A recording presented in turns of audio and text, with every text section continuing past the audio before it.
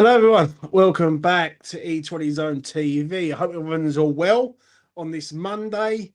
West Ham don't play for 2 weeks. Oh, the joy, the joy. To my right is Jay. You know who he is. Jay, how are you doing, mate?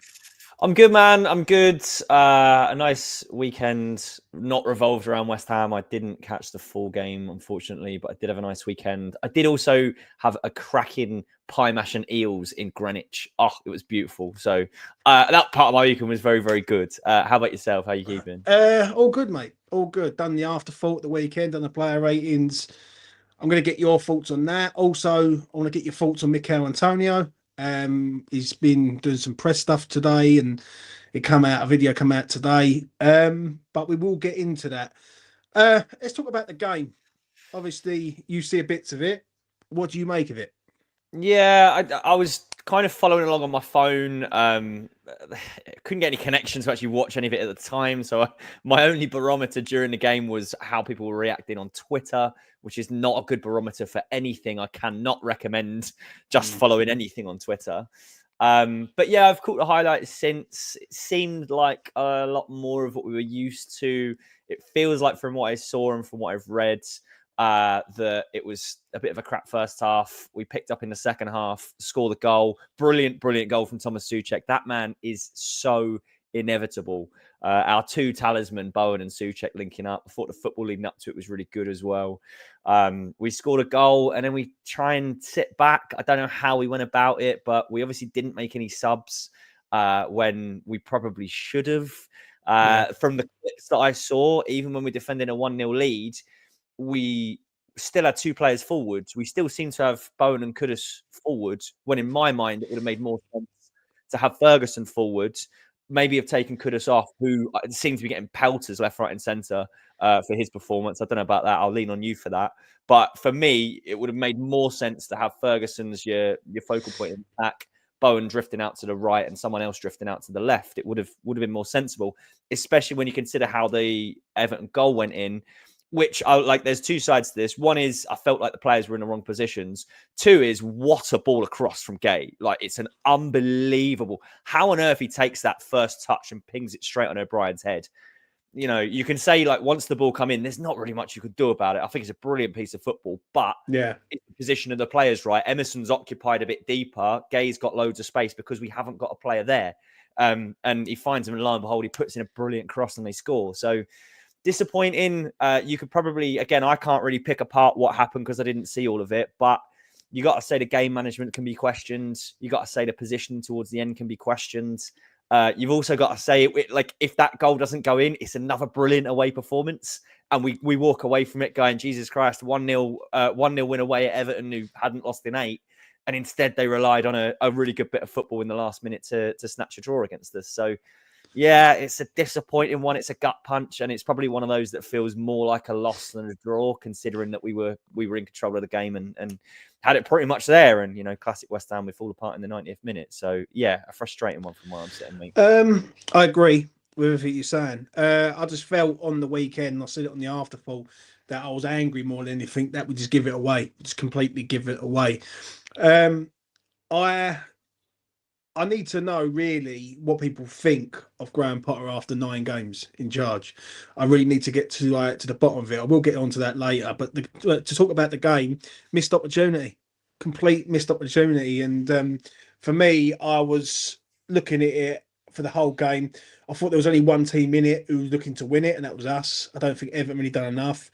And the second half, I thought we was good. I thought we was good. Thomas Souček scores a goal. I put one clip up, one, and then I have people coming out saying he's shit, he's slow, he's this, he's that. And I just can't get for the life of me, Jay. And I really can't why people hate this geezer so much. Or not hate him, hate's a strong word, but dislike the man. I can't get it. He's got nearly 40 goals for West Ham now, and not only that, he's cut his head open like 4 or 5 times. Like, he loves the club. Like, anyone who's in and around the club and in and around the man has nothing but brilliant things to say about him. And he epitomizes, I think I've said this on many occasions and I will say it repeatedly, he epitomizes everything I want to see in a West Ham player. You don't have to be the best player. You don't have to be like doing flicks and tricks and doing this and that. You have to give 110%. and you have to stand up to be counted when you need to be. And he is that guy. Yet again, he goes to Goodison Park and he scores, and the away fans are singing his name. And the away fans are always the best barometer Yeah. for how you can judge a person or how things are going or anything whatsoever, because they're the last ones to turn, because they know what it means. I've been amongst them. I count myself lucky enough to have been amongst them many times, and they will get behind every single player as long as that player is given 110%. And there's a reason they were singing Thomas Souček's name in that second half after he scored, because he stands up to be counted. There's a reason why, and I don't want to do this conversation to death too much. It's still relevant, but there's a reason why David Moyes goes over to the away fans at the end, and the away fans are singing Champions of Europe, and they're clapping him, and they've got nothing but good things to say about him.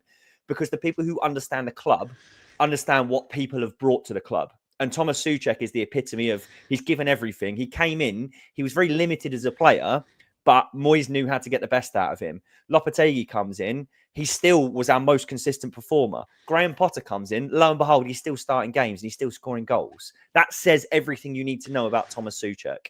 I completely agree. I completely agree. Listen, he's not my most favourite player ever, Thomas Souček, but one thing I can't question is his commitment to this club. And I will back it all the way to the bank, because when you look at a West Ham player, you want a West Ham player to give everything for the shirt. And what I can't get with the current generation or fans is that they want to see slick, like skillful midfielder energy and all that. Well, I'm not being funny. When you look at our midfield currently right now, we've got to get a lot rid of all of them before we get rid of Thomas Souček. Do you know what I'm saying? So, it is what it is. But yeah, listen, it's a great goal. Their goal is a good goal. I've got to be honest. Everton's goal was a good goal. Before we let AD come in, because he wants to have something to say, what do you make of Moyes' interview saying about like the stuff he said? Yeah, he spoke very high. Again, he genuinely seems like he found it really hard playing against, like having a team come up against West Ham. He obviously feels massive affinity. He had nothing but great things to say about the fans and the reception he got when he was leaving. Again, I was there, and it felt really strange that we were saying goodbye to him when we said goodbye to him. And the way he, like, you could see him at the end of the game, like hugging all the players that he brought to the club, and he's obviously very, very popular. And you look at the last, we're on our third manager in 9 months now, right? And you compare and contrast all of them. You look at Lopetegui and what he did at West Ham. He had a really difficult job to do, and the whole reason that he was in that job is because people were fed up with a style that Moyes employed. Now, he went on the flip side, and you could look at it statistically. When he left Lopetegui, he talked about there was green shoots and there were signs of him doing what he was doing. I actually agree with that to an extent. But the problem that he had is he was such an unlikable character that there was no way he could stay. And the debate that we're having now about Graham Potter is like one that was so inevitable, because we're now changing style again. We're now changing the person again. And like, you had to kind of bed in for the whole season to see the changes that you wanted. But what it tells me is hopefully that game and what we've seen there shows you just how much of a great bloke David Moyes actually is, how much of a great job he actually did for West Ham, and how popular he was in the dressing room. And Graham Potter will be the same kind of character, but you're going to have to just dig in. Like, you're going to have to just get on with the fact that the rest of the season isn't going to be good, and there's not much you can really do about it. Another game where we've conceded 1 goal. It was late on. We've conceded 2 goals in our last 4 games. So, there's a lot of positives to take from Graham Potter and what he's done so far. I'm sure we'll have that debate shortly. But again, everything that you see just highlights what a great Moyes and what a great job Moyes did, and what a great person he actually is as well. Yeah, listen, as I said, and I'll say it again, I respect the geezer for what he done at this club. Do you know what I mean? Was it the right time to go? Probably. When looking back, if you was asking this a year ago, how toxic it was a year ago to now, it was bad. It was getting beyond bad to a point, and we've moved on. And one thing I will say, I think it's humbled a lot of people in the West Ham community that be careful what you wish for when you get rid of a manager, because as I always say it, and I was saying it last year, remember who runs the show at this club. Yeah, it ain't no technical director. It ain't no like fancy name at the background. It's David Sullivan, and I was saying it and I was preaching it quite a lot to say, listen, you can get rid of him, but make sure we get the right man because we know what Sullivan's like, and we've got to eat some humble pie on this one. We really do. And listen, we've got Potter in. I trust the geezer, but I don't trust this philosophy that he's trying to do. I will say that, but that's a talking point for later on in the show. Right, let's get this man in. AD, welcome. What do you want to say, mate? Hey, lads. Welcome back, AD. Welcome back. Always enjoy your contributions. I don't, but carry on. Nice to be back. I wanted to pull you up. You said you don't like his philosophy. I just wanted to know why and like what do you consider to be his philosophy? His philosophy for me is too possession based for me. Like it's just personal preference. It's too possession based. He wants to contain the game rather than try and win a game, and it proved it the other day. It proved it in a few games for me. Against Arsenal, everything fell in our favour. We scored just before half time. We got in at half time. They have a man sent off. And one thing with this club that we know what we're doing is in a low block. We know how to sit there and frustrate a team and sort of play that low block style. The only issue I've got is sometimes you've got to go for the throat against the team, and you go 1-0 up, and it proved it on Saturday against Everton that we go 1-0 up, and he doesn't want to bring a striker on, and he brings Evan Ferguson on for 5 minutes, which for me, I don't know about you, Jay, on this, but I can't work that one out. I simply can't. Like. Yeah, I'll give you that because and it's always an interesting talking point because we actually like have different opinions of this so far. Yeah. But I will agree. I look at the game management and how he's going about things. I get not then immediately taking Souček off because he's just scored the goal. I get that, but it felt to me with what I've read, with what I saw, it felt like the right time to take Kudus off, have a focal point in attack because Bowen's going to do a lot defensively. And then maybe bring somebody else on the opposite side to have a bit more structure, a bit more width when you're defending as well. But he didn't do that, and I can't really make any defense for him because I thought it was the wrong decision. The Evan Ferguson thing is really odd to me, and I can't suss it out. I get managing his minutes. I get that because he's going to obviously like play 90 minutes twice in a week now for Ireland. So I get that. No point overloading him too early and then having him injured for the rest of the time. But I couldn't make sense of it either way, mate. And I thought it was the wrong decision, and I thought it hurt us. So, yeah, difficult. Yeah. What you saying, AD? Yeah, I mean, I can guarantee you that the way we played against Everton, which is to sit back and basically wait for them to attack, is not the way Potter plays. If you watch his Brighton team, they love to control the games with the ball. So what that means is you will see that they basically love to keep the ball. They don't like to give the opposition the ball, which we did in the Everton game. We let them have the ball and we sat back deep. And the reason we do that is because we just don't have the technical quality in terms of midfielders to kind of keep the ball at this moment. It's for example, if you were to look at Xavi, Iniesta, and Busquets, and if you were to tell them, you know what, how about we sit two banks of four and defend the lead? People will be saying, are you crazy? Like, these guys are the best players in the world when they have the ball. Similarly, Porto looks at what we have at the moment in terms of midfield, and they're just not good enough to play through teams. For example, if a team is pressing, I don't want Souček to have the ball and like try and play around, because he doesn't have the ability to pass through a press or to basically progress through a press. So you won't see the way that we played, for example, against a good example is the Everton game where we sat back and we held on to a lead. You won't see him play like that next season if we get the right midfielders, which is very apparent that we do. But just to say this, 1 second. I was hearing what you're saying there, and you said about next season. But should he be playing like this now? That's 100%. Because when I look at the likes of Evan Ferguson on the bench, like, that one baffles the life out of me. Yeah, you bring him on for 5 minutes when it's 1-0. And let's be honest, and I'm going to be straight when I say this. We could have lost the game on Saturday. That chance at the end from Alcaraz, that goes in, we lose 2-1. People are looking at this in a completely different light from a game that we was firmly in control of. My problem is, and I'll allow you to land it shortly, is this. is that if you are 1-0 up against an Everton side that you've got under control, you should be looking to go for the second goal. And if they equalise, then fair enough. But at least we've had a go. In the last 20 minutes of that game, we've done nothing. Nothing of any note. And I watched it all the way to the end, and we had a half chance through Bowen, and that is it. Like, we should be doing a lot more and getting a lot more players into the game. Now, you can't moan that we haven't got no one on the bench, because we've got Lewis Guilherme on the bench, we've got Ferguson on the bench, we've got players on the bench who can come on.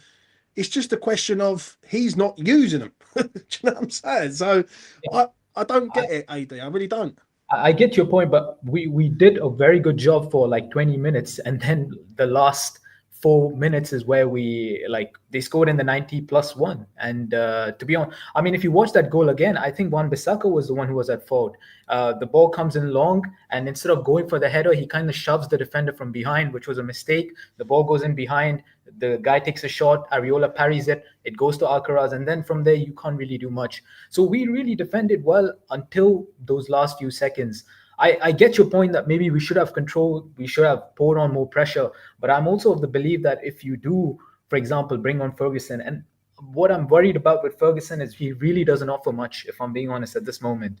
I look at Kudus, for example. Kudus actually got better once we scored. He was defending the space as well. He was winning the duels. He was working really hard. I thought defensively he was excellent. I thought defensively was excellent. The only problem is with Kudus at the minute, and I don't know about you, Jay, is his attacking threat's dead. It's just literally he hasn't got one.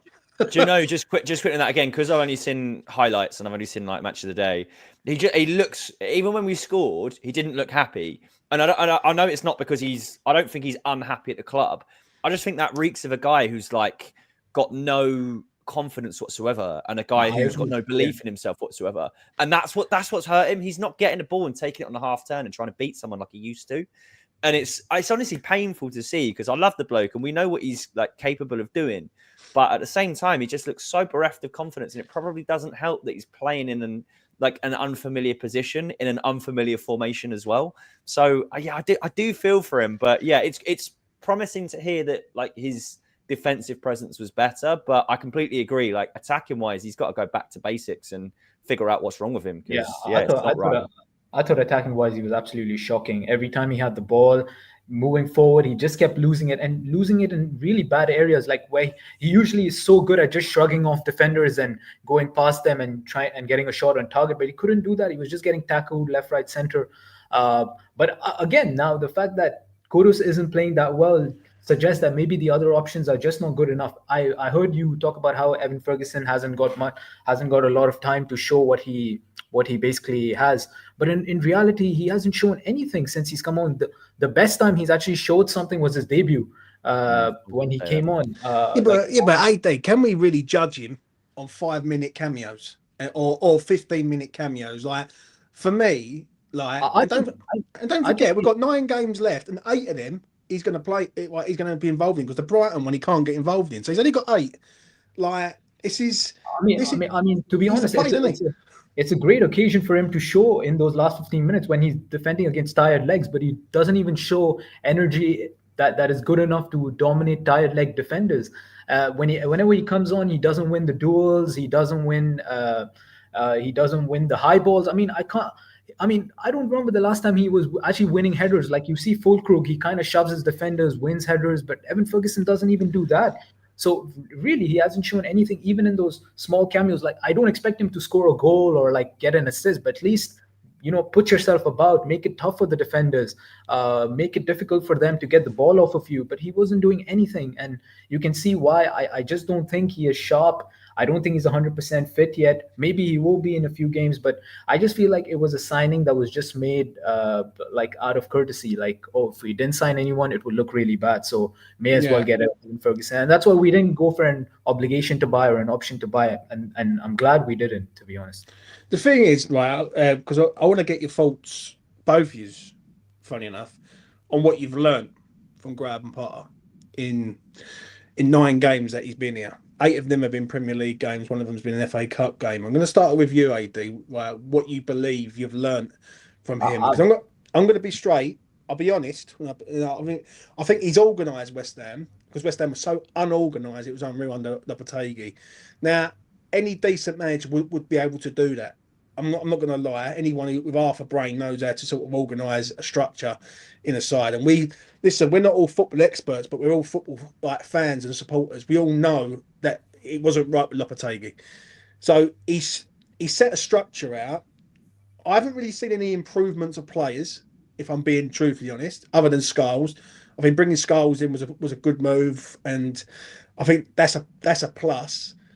Other than that, I've seen not a lot. If I'm being honest, and when people say, "Oh, you got to wait for the summer window to come, wait for him to get his players in," that's all well and good, but you are gambling there, and we're getting players in to come into the team, come straight into his sort of philosophy, and all click into gear at the same time. Like that's a big risk. So, AD, what you saying? What you learned? I've been very, very impressed with him and very happy with this appointment. And the reason I say that is because I mean it's not as simple as just getting us good defensively immediately. I mean Moyes, we saw what we were like under Moyes through the end of his tenure. I mean in the last few months of 2024. We saw how poor we were, and we were just conceding goals like crazy. And that is David Moyes, by the way, who's incredibly good as a manager defensively. On the other hand, I mean, I don't even have to speak about Lopetegui. There were more open spaces than I don't even know what, like an open country when we were playing with Lopetegui. I mean, we were just getting killed left, right, center. It was horrendous. I mean, we were shipping goals for fun. And I think what Potter's come in, he said that I need to get this team defensively good, build a foundation, and then take it from there, which at this moment, I can tell you that, I don't know how we went into the season with that midfield. Ward-Prowse wasn't even our player, by the way. He was Nottingham Forest's player. And we went into the season with that midfield. It's absolutely horrendous recruitment. Signing Guillaume for that kind of money. Guido Rodriguez, what was that signing? I mean, some of these signings are ridiculous. And it just shows you that there were too many cooks trying to cook. There was Sully, there was Styron, there was Lopetegui. Now we have Macaulay and Potter on the same page, and I hope Sully just keeps his nose out of it, basically, which I hope he does. But in all honesty, I think I've been very happy with him. I don't really expect much from the remaining games because at the same time, these are the same players that we have. There's not much that's going to change. I'm very excited to see Summer will come back and Fulkrug come back. I think they'll add a big difference to our team. Especially, I think Fulkrug's very, very underrated, if I'm being honest. I think his injuries have been really a huge miss for us this season. But anytime I've seen him on the pitch, he's actually given us a lot. We saw that first game against Villa and the part that Fulkrug had to play in that. I mean, he's a proper target man, which is what we need. And we saw how good Summerville is. He's dynamic. Yeah. He's exactly the kind of player that we need. And I believe the reason we play a five at the back is because we lack that ability of having another winger. In some I don't know about this one though. I hear you. Well, I've heard that a few times. Yeah, I don't think it is because we lack another winger. I think it's the fact that this is his style of play. And to be honest, Potter would play Summerville as a wing back, like how he played him against Villa, which means that Summerville would be high up. I know people say, "Oh, he's playing a five at the back," which means that it's defensive, when technically it's not.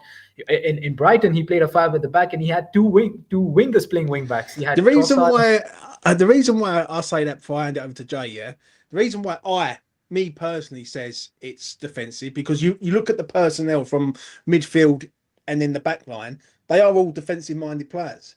Wan-Bissaka is more of a defensive. What's his option? But his option should be to be more proactive. Like have a creator in there, have someone like. But who? Even if you change it around, if whether that's Paqueta or Soler, or you go with Ferguson and then you go with Kudus and Bowen as wingers, like you can't keep playing the same thing over and over again and the same style over and over again because we're going to get found out. Like if you're going to keep going 3 at the back or 5 at the back or whatever it is, whether it's a 3-4-1-2 or it's a 5-3-2 or whatever it is, teams will suss that out. And my argument, and this is my argument that I have all the time, and I see it on different channels, is the same thing. What happens when we go a goal down? Yeah, because I don't see the firepower to get us A, back in the game, and B, to try and win a game to a point. And that's me being brutally honest. Whether or not he's got his personnel or not, like, I'm going to be straight here. Yeah, some of these players are good players. Bowen, Kudus, Paqueta, like, we've got some really good players there, and we're not playing how we should be playing. We have good players at the top of the pitch and at the back of the pitch. Nothing in the middle, though, if I'm being honest. we're like a bagel. We're like a bagel. Jay, what you saying? I mean, something that you've said there about the formation and about not having the firepower and stuff like that. This is the issue, though. We don't have the firepower, so you've kind of contradicted your own point there in that we don't have the firepower to change a game. So I completely agree with what you're saying. Like, when we go behind, I have no faith that we're going to get back in a game. I've got no faith that we're going to score a goal. But are we defend? I get what you're saying about the contradiction, but in one way, you've got to look at this and go, we are setting up in a defensive stance already before we even started. I disagree. And the reason I disagree is from the limited bit that I saw from the weekend, more often than not, we were leaving 2 players forward. That's attacking for me. We would normally only leave 1 player forward. It's only defensive when you need to go into phases of play where you need the bodies back because the other team has the momentum. We did this against Newcastle, but when you have the ball, the whole idea, as what AD said, when Somerville comes back and he plays as a wing back, you've then got an attacking wing back in Emerson. You've got a winger playing at wing back in Somerville. And when we played Villa for the very short amount of time that we had that, when Somerville was flying forward, we looked super dangerous, and there's no coincidence that we scored within 10 minutes of the game, which we have not done a lot this season. We just haven't. Under Lopetegui, we did not score early in games, and Potter suddenly within his first game had woken us up immediately. And lo and behold, the 2 most dangerous players, Fulkrug looked lively. Somerville was the one creating everything. Both of them got injured and went off, and we fell apart in the second half and we lost the game.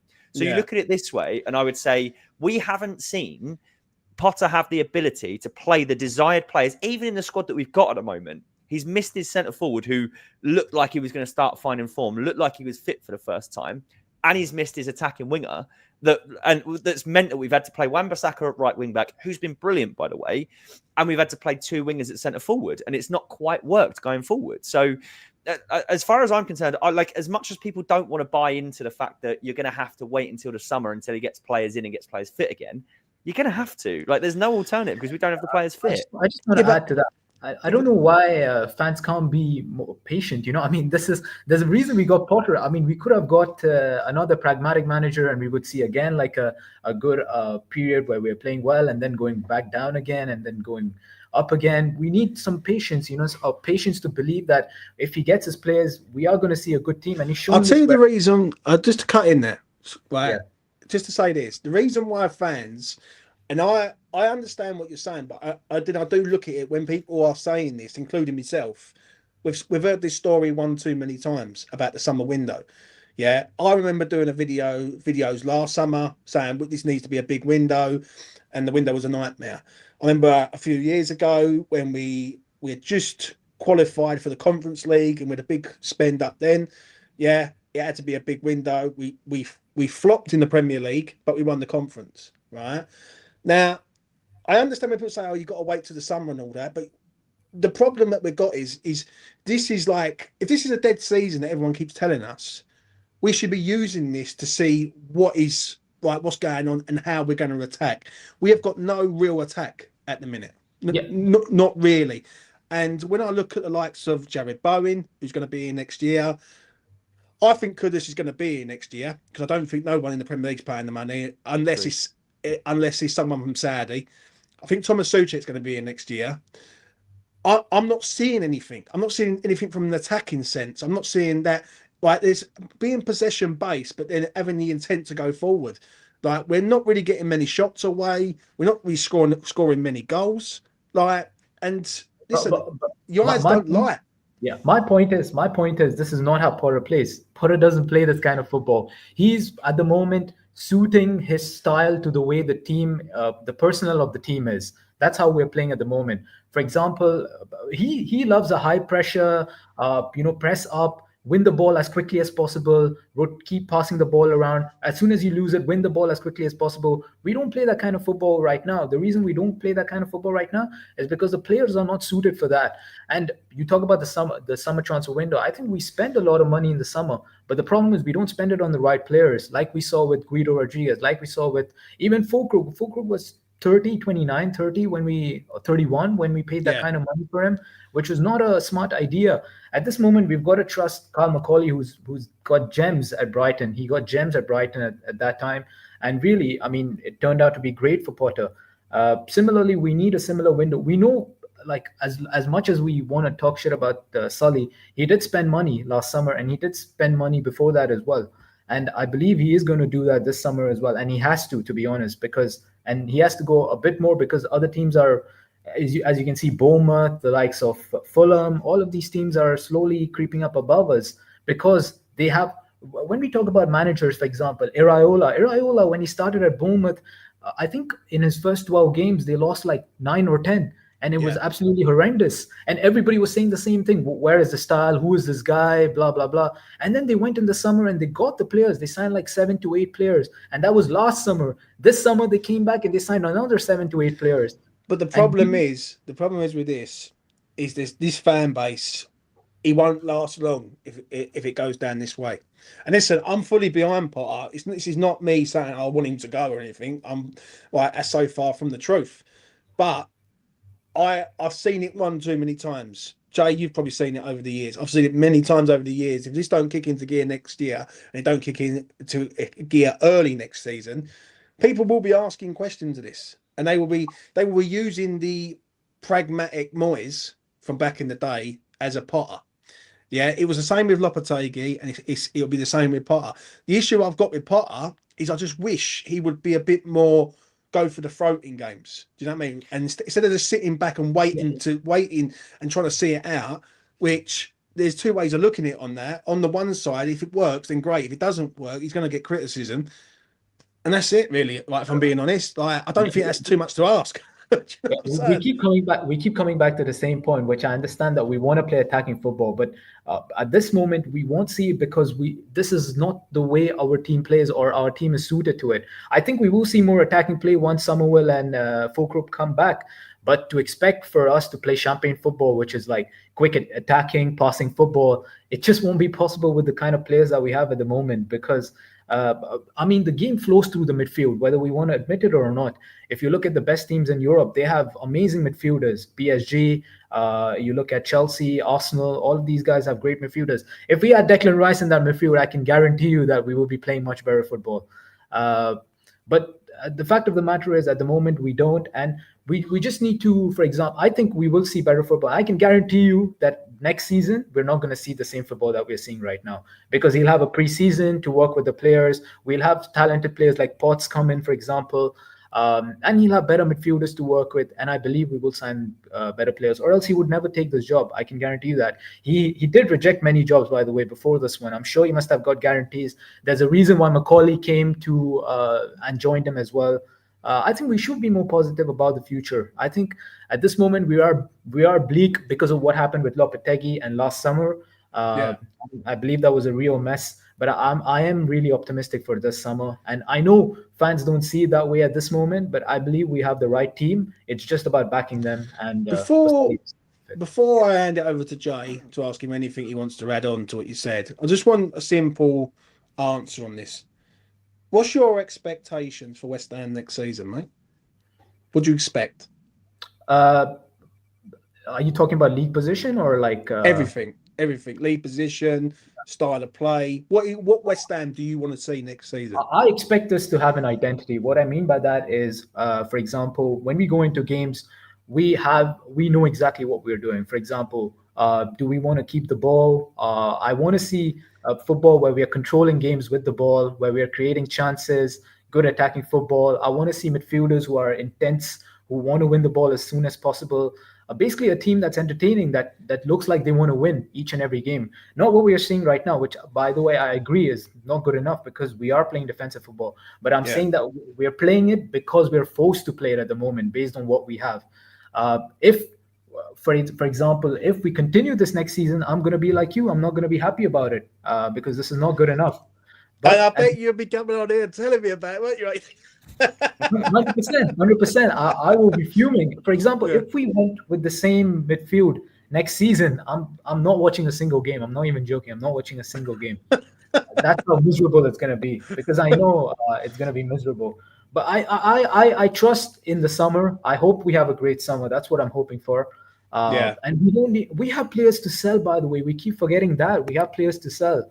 I know people talk about Kudus and teams not being there. I think teams will go in for Kudus, whether we want to imagine it or not. Maybe we won't get like 60, 70, 80 million, but I think even if we get like 50 to 55, and I personally feel we should be selling Kudus. Why? Because I think him and Bowen are two very similar players. They play in the same position.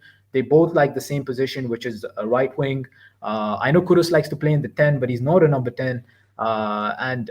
Look, as much as I like Kudus, he's been awful this season. And for me, I think we should take the money and really go and get somebody that's going to suit our system. Jay. And if you ask me, just to before we go on, where do I expect us to finish? I would say top 10. That's where I see us. Top 10. Jay, what you saying? What can I add to that? AD with another absolute worldie of an appearance. Like, what am I supposed to say on top of that? Like yeah, I agree with pretty much everything you've said, to be honest. Emotional damage. Thank you. We'll kind of come back to it, and then I do want to touch on Paul, a brilliant question in chat. If you want to come back to it at most. I don't know what's happened to your mic, Jay, but your mic's gone a bit mental, mate. But can you hear me? Hello. I can hear you now. Apologies. I do want to come back to Paul's question in chat in a moment because it was brilliant. Yeah. But the only thing I wanted to add on was you mentioned something about it won't wash with the fans. Now, I will accept that. Like next season, if he makes a load of signings, he gets the right style of players in, then we will call it as we see it, and we will talk about the fact that. And again, I think Richard said in chat, we're just not creating chances. And he's 100% right. And which is why I look at this from there's two things I want to say here. I look at this so far. I totally agree. I totally agree. Oh, Dave, you've done me. Dave's done me. Go on, carry on. I look at it so far in that, what do you think of Potter? I think, first of all, I haven't learned anything because I knew this is how he would be. He would come in and he would fix a huge problem that we've got, which is we were just leaking goals left, right, and centre. He hasn't got anyone who can grab the game by the testicles and go and create something that's going to result in us scoring 2 or 3 goals, which is why his primary goal has to be stop us conceding so many and start winning games 1-0. That's all he's got to do, which we were on the verge of doing, other than a really good goal from Everton. So anyone who's finding themselves asking questions of Potter already and saying, I don't think this is the right guy, you need to have a look at yourself. Because there was people who were doing this for Lopetegui after 7 games before we knew anything about Lopetegui, really. We knew he was crap as time wore on. And the big thing for me, as I said, was how unlikable he was amongst the players. But if you find yourself saying, I don't think Potter's the guy already, then you, as a fan, are going to turn us into Watford. And we're going to change managers every 6 months. And we're going to run ourselves down the league. The only thing unrealistic expectations what West Ham are going to do. Yeah, but the only thing I will say to that is I agree with you to a point about you can't have a go at Potter because Potter's he ain't his team. I get that argument, but you can sort of analyze him game by game and see where he's going right and wrong in games. For instance, the Everton game is the prime example. You're in a winning position. You're about to make subs. Souček scores a goal. You're about to bring Evan Ferguson on for 25 minutes. You decide to go against that. Why? Why'd you go against it? If someone can tell me why he didn't bring Evan Ferguson on, and then we go 1-0 and he brings Evan Ferguson and expects him to do something in 4 minutes, that to me is someone who sits there, thinks, right, I need a goal. I'm going to go and bring on Evan Ferguson to see if he can get me a goal. We get a goal, and then he pulls the rug from underneath the players, i.e. Ferguson, and says, right, you wait there because we're already in the lead now. So to me, that's And I don't blame anyone. I swear, I don't blame anyone for saying, well, that's a bit iffy or that's a bit not right, because I'm saying it. I'm saying I don't think it's right. Like, and I'm like, and I don't get why other people are saying it at all. Like, I can understand it to a point. So, you know, I just quickly on that. This is the thing. I'm with you. I disagreed with the changes. I disagreed with him changing his mind on the changes, and that's the kind of stuff where it's him making a decision that I can go, okay, fine. Like, I agree, he deserves some criticism for that, because ultimately we'll never know. Did that cost us the game? Could we have gone and scored a second? Could players have been in different positions? We'll never know, will we? Like, we'll just never know. But what I can't necessarily accept so far is people criticizing Potter for playing the style of football that he's played everywhere that he's gone, but with players that don't necessarily suit it, with no fit strikers, and with like Mavropanos at the back, who's clearly not good enough. So people are now saying, oh, I don't like Potter, how Potter's doing this and doing that. I'm like, well, but you have to give it a chance, because he's playing a formation that isn't quite perfect, but three at the back is his philosophy. We knew that. If you don't like three at the back, you're not going to like Potter for the next couple of years. I'll tell you that much for free. But you've got to give him the chance to actually get creative players in, and then see if it changes. And then we can have the criticism conversation about what do we like about the way that he actually conducts the football team. So he's gonna have to convince me, before I let AD land on anything else he wants to add, before I let him go. He's gonna have to convince me with this three at the back. I'm gonna be honest, because I can't stand it. I don't like it. I find it, because what it is when West Ham are not that good a side to make loads and loads of chances. Right, and we've seen that quite over this time. And now to go out in the summer and go and get every single player that he needs, and then to turn into a team that's going to make multiple chances, is going to be hard. So this three at the back for me, I am going to be sort of looking at it and going, right, come on, Graham, you're going to have to convince me. You're going to have to, because I'm not a fan of it at all. I've never been a fan of it. And I never will be a fan of it until he convinces me otherwise, to a point. AD, anything else you want to add, mate, before I let you go? Yeah, just 2 points. The first one about the Evan Ferguson substitution. I agree. He was going to come on, but he was going to come on when the game was 0-0, right? And we needed a goal. And what Potter saw was Kudus wasn't giving anything attackingly. So it was time for us to take him off and bring on Ferguson on.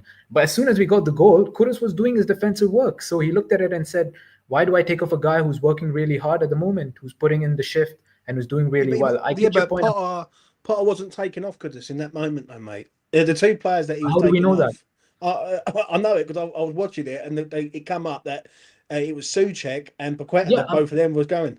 Yeah, I mean, the point still stands. He was going to take off a midfielder and bring on an attacking player, right? Yeah. So he was going to go more attacking, right? But then he decided, okay, you know what? At this moment, why do I need to go more attacking when we've got the goal? Which I see your point that maybe we should have pushed more, and that's a fair assessment.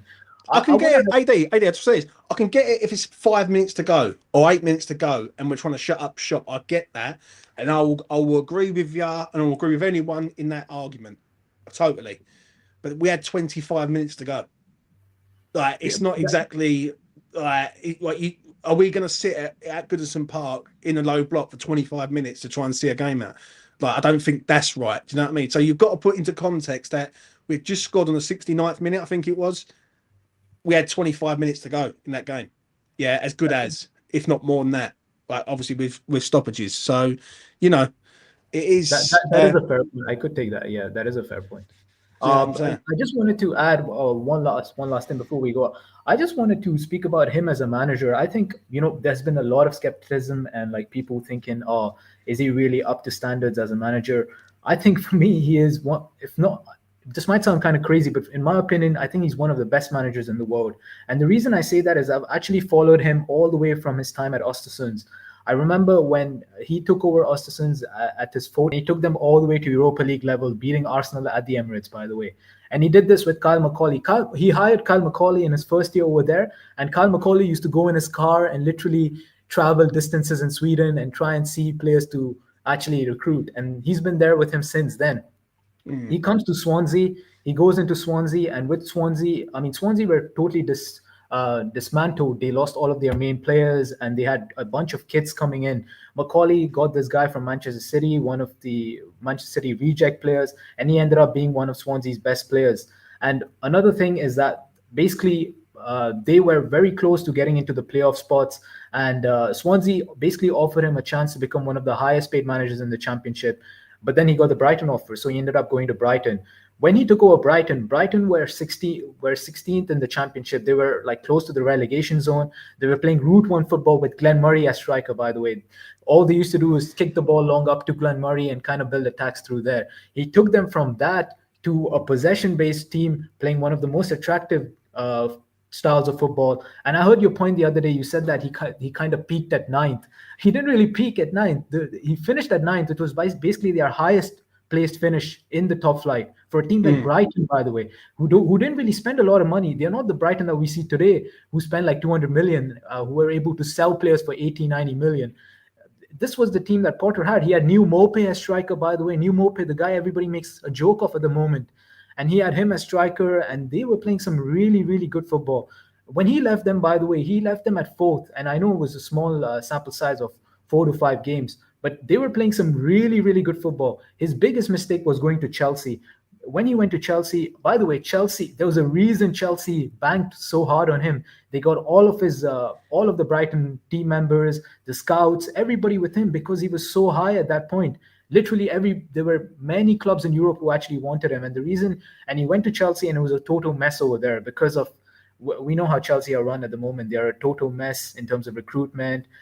They had about 32 squad players, and it was just a complete mess. And that kind of ruined his reputation. And football, I believe, is a very there's a lot of recency bias, and it is a very forgetful game, which means that you're only remembered through the last thing that you did. And because of that, we don't really believe that we've actually got a quality manager, when in reality we actually do. We do have a very, very good manager.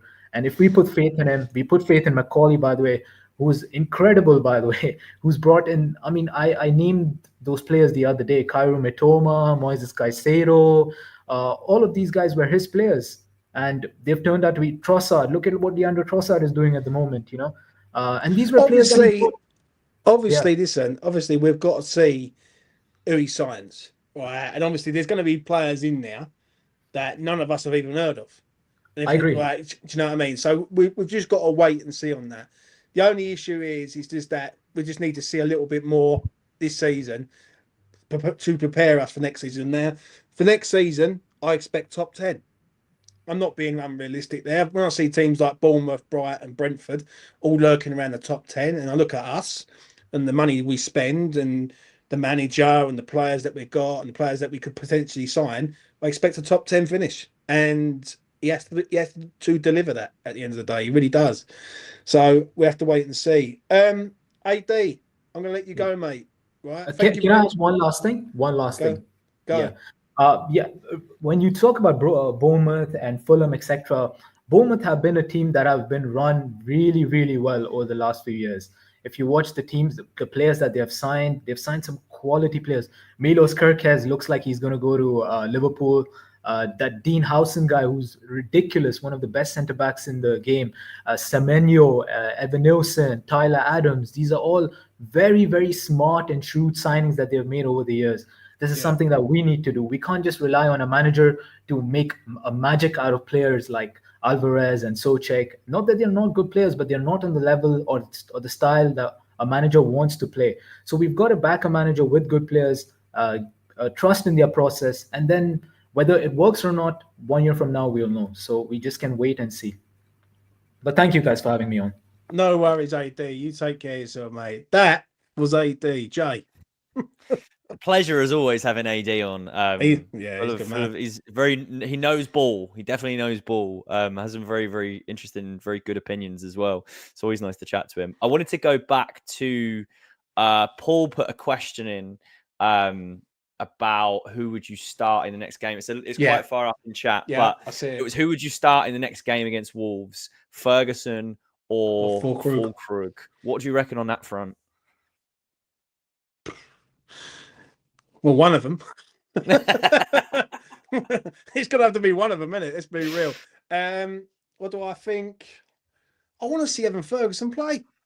I just want to see him start and get a fair assessment of the geezer. Like, give him 75 minutes and see what he can do in a West Ham shirt.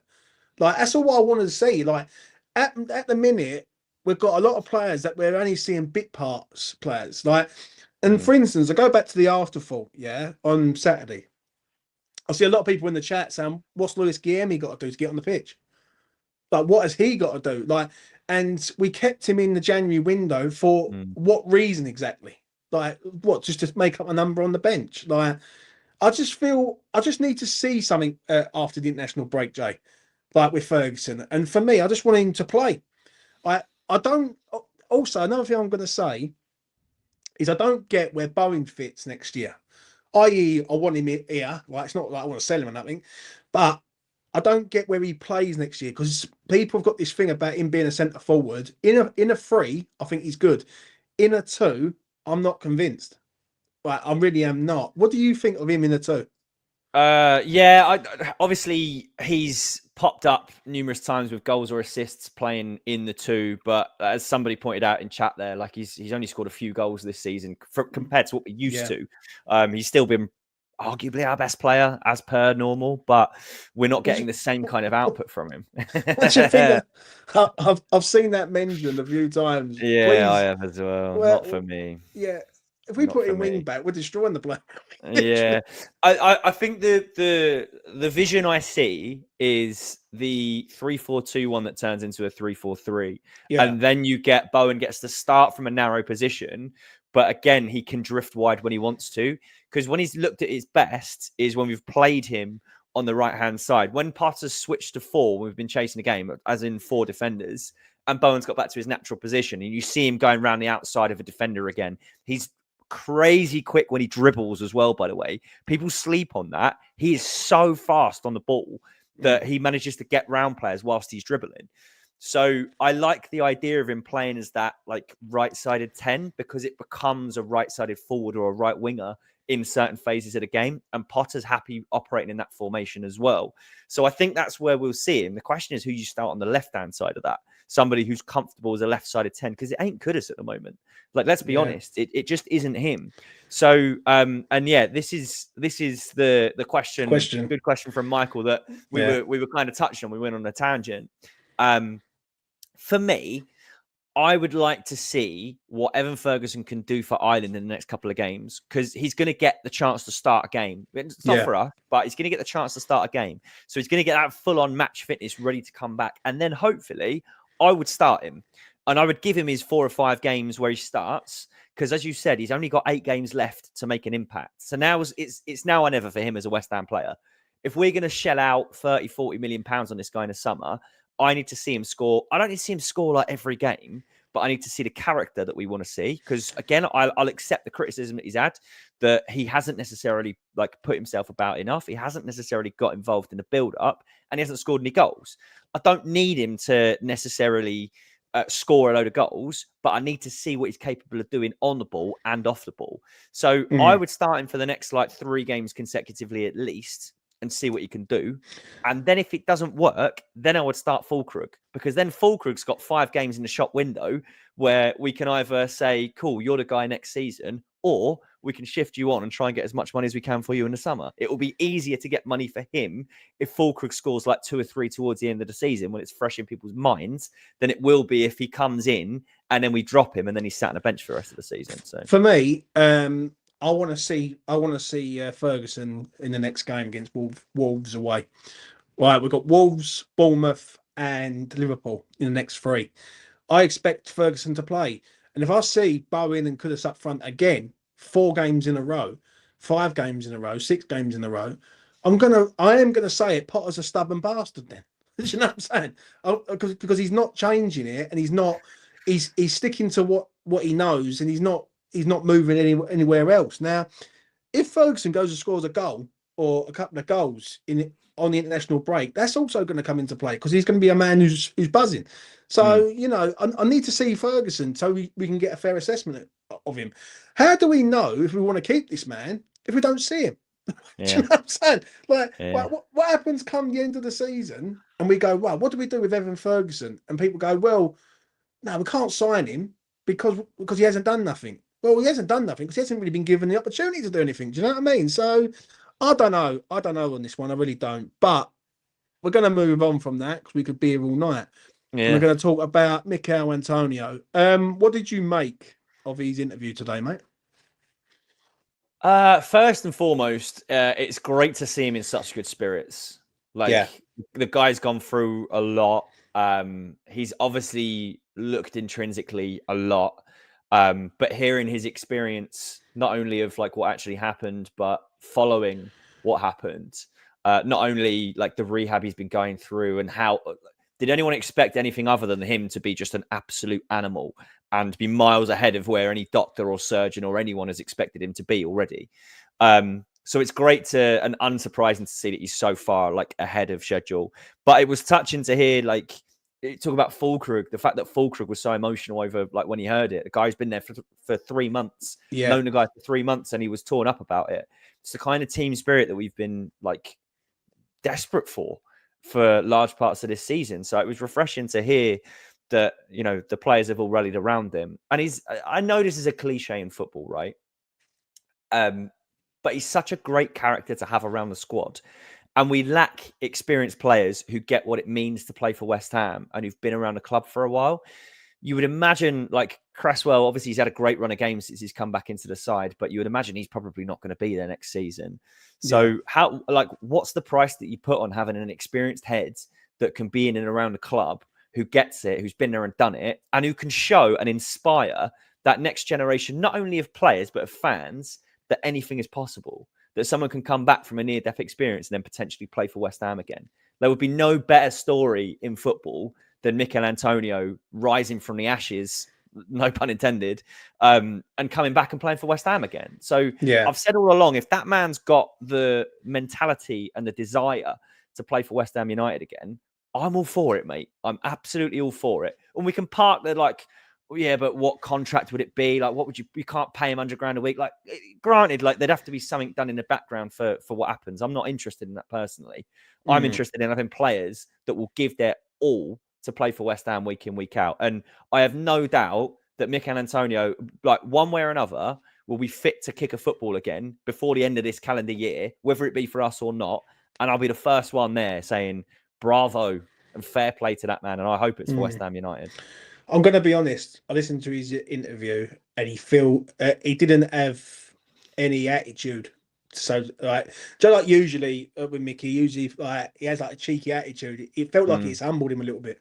Like the situation, the whole like ordeal's humbled him, and he's realised that life's too short. Do you know what I mean? And like 1 minute you're here, next minute like you can be gone. I remember when the news came out on that Saturday night. It was Saturday morning in December, and we done a video on the Sunday for the preview for the Wolves game, and I was in bits. I was gutted, like because I thought the man was about to pass on. And listen, you get sentimental with players, and with Mickey, he's been one of them players that he's a bit of a polarizing figure. Michailantonio at West Ham. Some people class him as a legend, some people don't. Some people look at him as a player that has done his time and he should go. Some people say give him another chance, like I'll give him another year. I'm in the camp where I look at it and I think if this didn't happen, I would have let him go. But I do think we need to sort of keep him as a third choice centre forward. Like if we can give Danny Ings 125 grand a week to sit on the bench, we can give this man a rolling contract for a year. Do you know what I mean? Just to get him, rebuild him up, and then if he's here for a year, then so be it. I agree with you about the Fulkrug thing. That was quite touching, really, when you got a man who's just come in and they're emotionally sort of damaged by him. And also, this season as a whole has been mental. It's been one of the weirdest seasons that I've ever experienced as a West Ham supporter. Like having two managers in the space of a year. We've had players literally fighting each other, fighting the manager. We have players having like car accidents. I understand what Richie's saying. He goes, "I'm sorry, James. The deadwood has got to go, but I'm sorry, mate. Sometimes you need to keep people here who actually feel it. Like I've got this. I'm getting this sort of thing at the minute where people keep going. We've got to get rid of Souček. We've got to get rid of him. We've got to get rid of all these players. When there's some players at this club who I just don't give a shit, and there's people like Souček who does give a shit." Like Michail is a player that has always give his all. Yeah, and as I always say, he's not the best player on the planet, but he's good for us. Like he's like he believes it with us. So and listen, I'm not asking him to start next season. I'm not. I expect centre forwards to come in. Like, if that is Jonathan David, which I hope it is, because I believe in that man. I think that man's going to be a top quality player. If it's him, then so be it. But like, Mickey's not a bad person to have around the side. We got this thing where we keep wanting to get rid of all our sort of players, and people like James Collins, Mark Noble, right? You've got to keep it West Ham. Otherwise, it's just going to be sort of like a conveyor belt of players and no sort of tradition. Can I just add to that as well? Because I get what Richard's saying in chat. Like I totally understand your points, but people don't remember like the value of having experienced players to mentor the young players that are coming through. People don't realize like how valuable that actually is.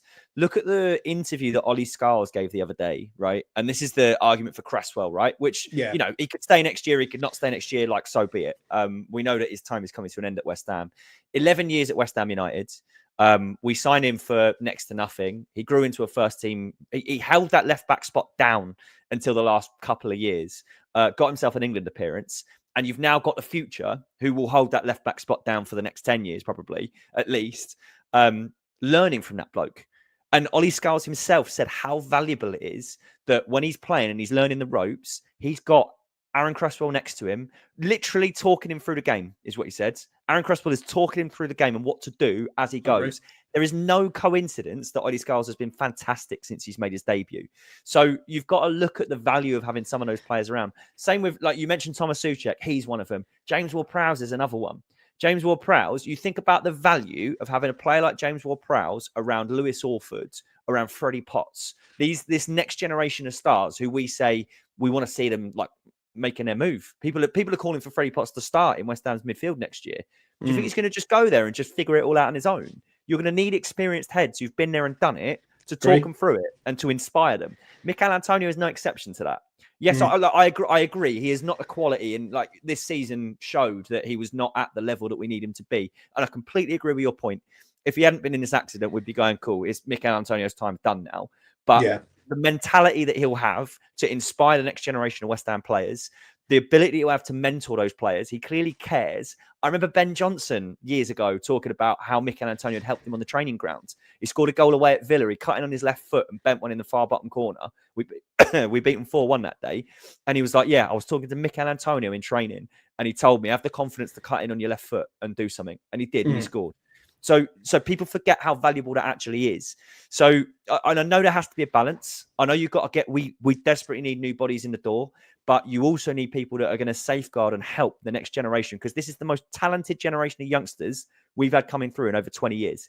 We can't ruin that by just bringing in foreign players who are going to come in for a paycheck when you could have players who are here, who've done it, who want to help the next generation come through. So you've got to strike that balance. See, I disagree with Paul on this comment, right?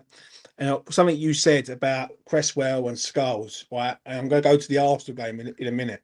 Yeah. Cress shouldn't play just to babysit someone, premise too ruthless. I'm sorry, I completely disagree. Yeah, how do you think these players learn? Like, they don't just learn on their own. They learn with the squad around them and the players around them. Manchester United players back in the early 90s had role models in there like Cantona and Steve Bruce, Pallister, and all these players, even like your Mark Hugheses and all that. And they engage with them.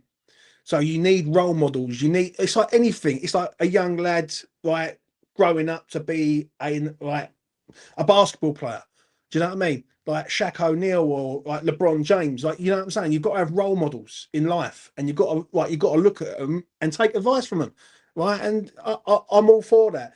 And the Arsenal game proved it to me, because that game was brilliant, especially for Ollie Scholes. I thought he was fucking immense in that game, and Cresswell kept telling him when to go, when to stay, and he's learning his craft. Yeah, and like anything in life, whether you're and I say it quite often, whether you're a plasterer, whether you're an electrician, you got to learn your trade. You got to learn your trade. It ain't, listen, and we're not. I think just shipping out all the old ones. I think there's certain man who's getting a living, and that's people like Danny Ings, who's on 125 grand a week, I might add. Yeah, but I can understand that him going, because he brings nothing to the table, and he's on a lot of money. But people like Michail Antonio, right? For me, a 1-year rolling contract for that geezer to get back, like to get himself back to life, basically, because this is what he does for a living. This is his job. Do you know what I'm saying? And this is what he's done for West Ham for a long time.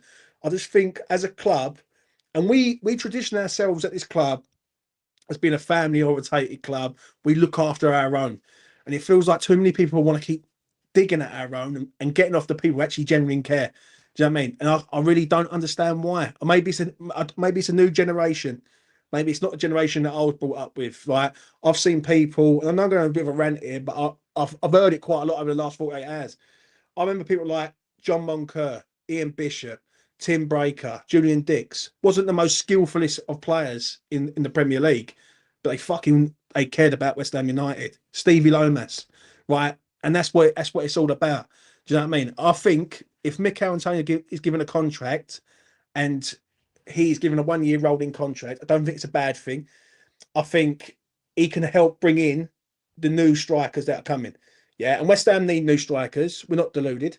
Yeah, we're really not. If that's Jonathan David, whether that's Evan Ferguson, right? We need our first choice striker, but Michailantonio as a 10-minute cameo off the bench or a cup game against Doncaster away, I don't think it's a bad shout. I really, really don't. I think he deserves the respect of the fan base in order to do that. And that's it, really, if I'm being honest. If I'm being truly honest. I know I've got a bit of a rant there. And I think role models are key, especially at West Ham. Jay, any final words from you, mate?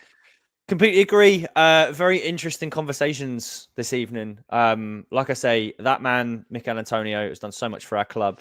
I think there's loyalty is very hard to come by in football nowadays, and that's both ways. That's players to clubs and that's clubs to players. So if Mick wants to come back, yeah, again, like I hear what people are saying, like you can't pay him what he's on now. Yeah, like let them figure that out in the background.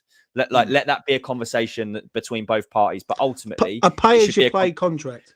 Yeah, whatever. I'm personally not interested. I personally don't care. I think Michail, like, as long as he has the right conversation, A, with Graham Potter and B, with the owners, where he says, look, he's now extremely grateful for everything that the club's ever done for him. And he wants 1 more year to pay that back and to be that third choice striker and to help the youngsters coming through and to help the club. Then come back, do that. And like, I would don't remember the last thing I'll say on tonight's stream is this. There's a generation of West Ham fans who are young, who are coming through, who are learning like what it means to be a West Ham fan. They've only ever known Michail as their centre forward. And they were like their time of watching a player that they've watched do brilliant things for West Ham. Remember those 4 goals away at Norwich? Remember that run of form that he hit that basically kept us up? Remember the goals that he scored in Europe, the first time that we've been in Europe proper for over 2 decades. And he was the first one to score. He's our record goal scorer in Europe, I think joint with Jared Bowen, lifted a trophy. And he's done everything that you could possibly want as a West Ham player. He's our Premier League record goal scorer, and his career was tragically nearly cut short. So if you're a 13-year-old who's only ever known Michail play, would you care if he's on like 80, 90, 100 grand a week? You wouldn't. So I don't care. I know that they'll sort it out in a sensible way, but I would love nothing more than Michail to walk out in claret and blue 1 more time and imagine the ovation he'll get. Imagine how buoyant and how electric London Stadium will be. That tifo that the Ironworks Alliance lads sorted out the other day was brilliant. And you could see the look on his face in person. You could see how much that meant to him. And so I know that he's grateful for everything that we've done for him and he'll want to repay that. And shout out to them lads. Shout out to them lads who made that big banner up of him and all that. Because I see on Twitter people saying, oh, it's a shit idea. You got fucking geezers there trying. These geezers are trying to make stuff happen at West Ham. Right? They're trying to build the atmosphere. And then their so-called West Ham fans keep fucking knocking them all the time. Do you know what I mean? It's just, I don't get it. I don't get it. I understand with that comment, I care, but we're not a charity. Well, if we're not a charity, right, why the fuck we got Danny Ings here? 125 grand a week. And if I was to say to you right now, you've got a choice, Daniel Ings or Michail for next season on a 1-year rolling contract, I know who the fuck I'm having. And it ain't the 125 grand a week fucking hair transplant kid. It's simple as that. So, listen, you've got to put your priorities in order, yeah? We're not going to go out and buy loads and loads of players. We're not. We're not. It ain't going to happen. Do you know what I'm saying? Because like, unless we've found a fucking pot of gold from somewhere, but we will see what happens there. Jay, any final words from you? Nothing else from me, mate. I'm looking forward to 2 weeks without West Ham. Probably won't even bother watching the England games, to be honest. But we can all relax for a couple of weeks, and then we'll come back for a big push to try and finish 13th. Yeah, Oh, we cannot wait. I know. I'm going to be honest. I'm actually looking forward to the break. I've got a couple of videos that I've got planned to do that I will drop in the week, and then that is me done for a little bit. Do you know what I mean? I'll see if I can get some people on next week, but this week's going to be a sort of quiet one. Smash a like on the video. Subscribe to E20 Zone TV. Shout out to AD. What a guy. What a guy, isn't he? Yeah, you know I mean? I'm beginning to dislike that bastard. How dare he come on his channel and spit pure facts? Yeah, not allowed. How dare he come on here and talk to us in a polite manner? We don't deal with things like that. Do you know what I mean? But no, shout out to AD. He's always good to have on. He's good respectful. He puts his opinions puts his opinions across very, very well, unlike me. So there you go. So yeah, listen. West Ham don't play for a little while, and go and enjoy yourselves out there, and don't worry about it. Do you know what I'm saying? But we will see what happens in the near future. But from me and from Jay, take care of yourselves, be safe, be well, be claret and blue.